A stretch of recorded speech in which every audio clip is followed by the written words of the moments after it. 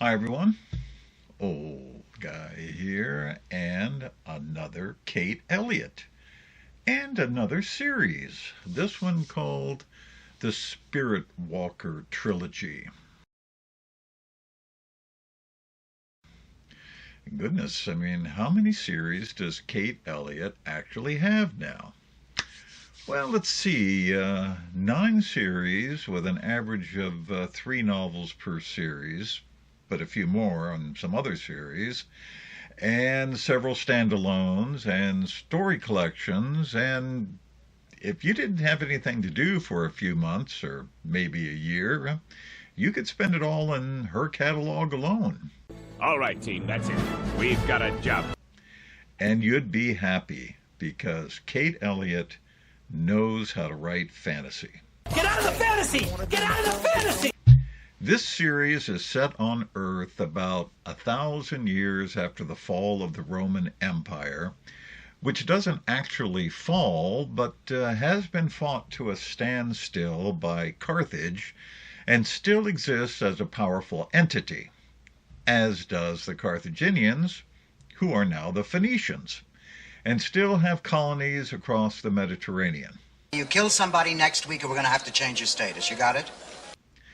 Bunch of people were digging too deeply into African salt mines, and they ended up releasing millions of ghouls, which not really sure what those are yet,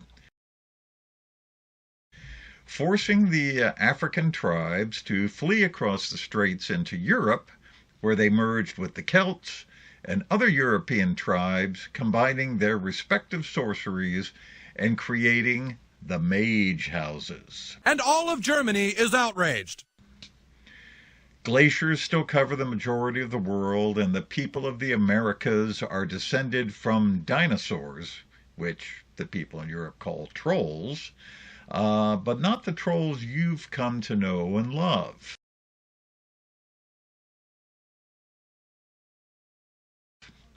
These are good-natured lizards, quite clever and involved in the legal profession, who think of us as highly developed rats. You really expect us to buy that? There is magic, and there is a fairy world, and the Industrial Revolution is just beginning, and the peasants are getting restless under their dukes and princes and mage houses. Magic is cold. The wielders of it able to break iron doors and quell any fire or heat they come near. Cat Barahal is a member of a Phoenician family that makes its living by spying on and intriguing with the various royal families, but the Barahals have fallen on hard times. Oh no. Oh no. Oh no. Cat has some latent magical abilities, but nothing she can actually wield yet. She is living with her aunt and uncle after her own parents drowned on a voyage to the ice shelf where they were doing some kind of research. Some kind.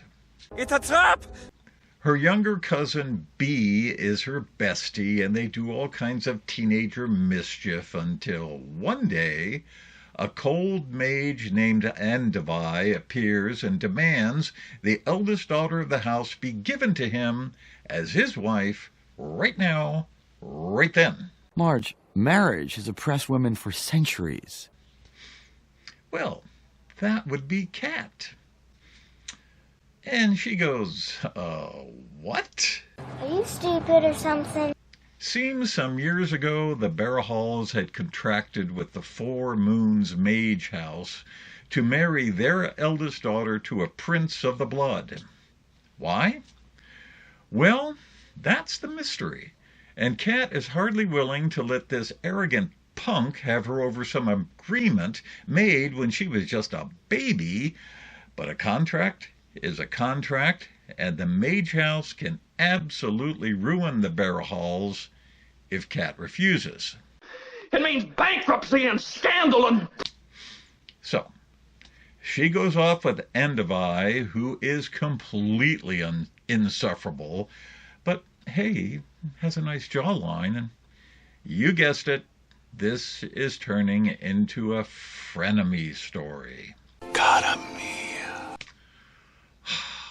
Rolled my eyes very hard at this, but was kind of tickled because it's actually the very first frenemy trope I've run across since it's become a thing, and let's see how this goes. Grandpa's the name. And it doesn't go as expected. Turns out the Barrowhalls have double-crossed the Four Moons house, and now the Four Moons house wants Cat dead. So she flees into the night, and here begins a pursuit in and out of the fairy worlds and woods and through the dreams of dragons. What's that? Well, dragons, when they turn over in their sleep, completely alter reality.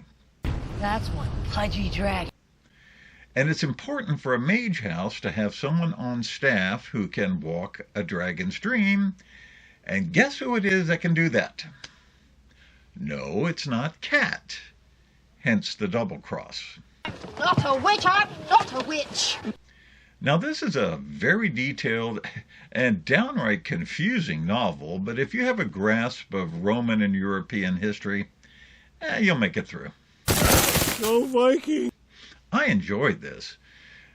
Even though Eliot is writing more and more tropes these days, mostly girl power. Do they say girl power anymore?